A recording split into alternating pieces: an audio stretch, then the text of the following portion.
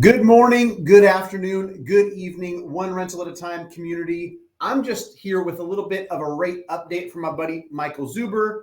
It's Matt the Mortgage Guy. If you don't know who I am, go check out my YouTube channel, Matt the Mortgage Guy on YouTube, or check out the playlist I have here on One Rental at a Time, which has to be over 100 videos by now because me and Mike have been recording a couple every Wednesday for over a year.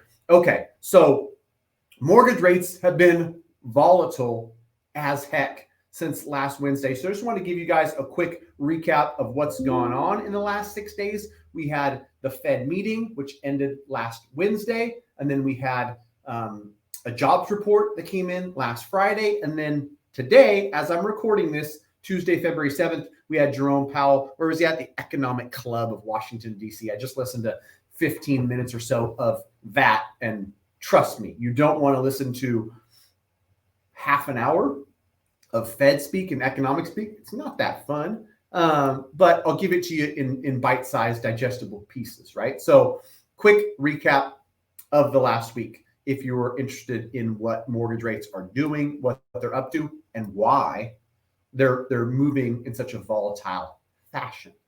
Last Wednesday, the Fed did their quarter basis point rate hike. Jerome Powell started to talk about disinflation, and the markets loved it. By the markets, I'm talking about mortgage specific, right? Mortgage-backed securities. We saw the lowest mortgage rates we've seen in over a month. That was literally the headline for last Wednesday, February 1st. When it opened on February 2nd, I know a lot of folks just go to Mortgage News Daily because it gives a nationwide average of what someone with great credit can get on a primary residence 30-year fixed rate mortgage. That was down to 5.99 on Thursday. Things were looking good for affordability, for interest rates, for a lot of people that care about being able to get debt relatively cheap. Then Friday, February 3rd came. There was a jobs report where we expected 188,000 job creations. That was the number expectation-wise. That report came in at 517,000. It didn't miss or hit the upside by 10% or 20%. It literally tripled expectations, right? 188 came in at 517. That sent shockwaves through the mortgage markets, and rates got bad pretty quick. And in the world of mortgage, if you have 2 or 3 trading days where rates go from 5.99 to today, as of this recording, 2.7, 6.45, 0.5% on a 30-year fixed rate mortgage, that is a pretty drastic move. That's a pretty wild move. And reason being is when you get good economic news, and specifically for jobs, right?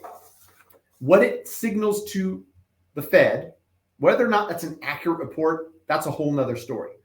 But the reason why it has a negative effect on mortgage rates is because what it signals to the Fed is, listen, you can continue to hike rates, move towards your goal of lowering inflation, and it's not going to have a negative effect on the job market. Look at the job market. It's thriving. In today's meeting, Jerome Powell spoke about exactly this.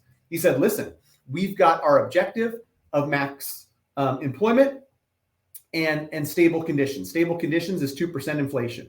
And he said his own words today, like, we're above max employment. And max employment, I think he defined it as someone who wants a job and go get one. And he's like, we're well beyond that. And a report like Friday's, accurate or not, whether they use some funky this number minus that number to get it to 517, that's a whole nother story. With the job, and it's there, right? The report's out at 517. You can't change it, right?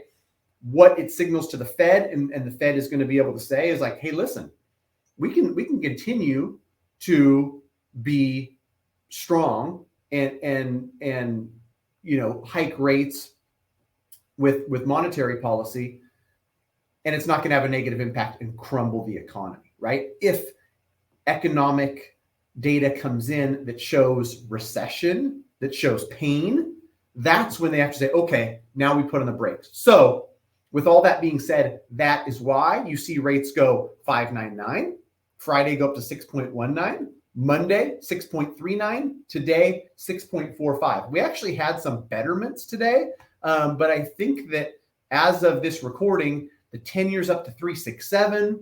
Mortgage rates are relatively unchanged today. So as the market digests what Powell is talking about today, we'll see that on the rate sheets over the next couple of days and throughout this week. So stay tuned, because all this stuff is going to have an effect. And then next week, Valentine's Day, February 14th, is going to be the next CPI number, the reading for January. If inflation continues to come down, that's the only hope we got, is that we get a really low inflation reading, and that somehow comes to save interest rates. If we get a high inflation reading for any reason, we're screwed. That's all I got to say. It's, then Zuber, sorry, you're sub 6% for 2023. Your bet's going to be looking bad if we get a high inflation read. If we get a low one, maybe we trend back towards 6% and below 6%. The stuff I'm following, my boy Barry Habib still thinks we're going to trend down throughout the rest of the year. Inflation is going to continue to come down. Rates will continue to come down. But like most things, we don't know. We gonna see. Thanks for watching, guys. Have a great day.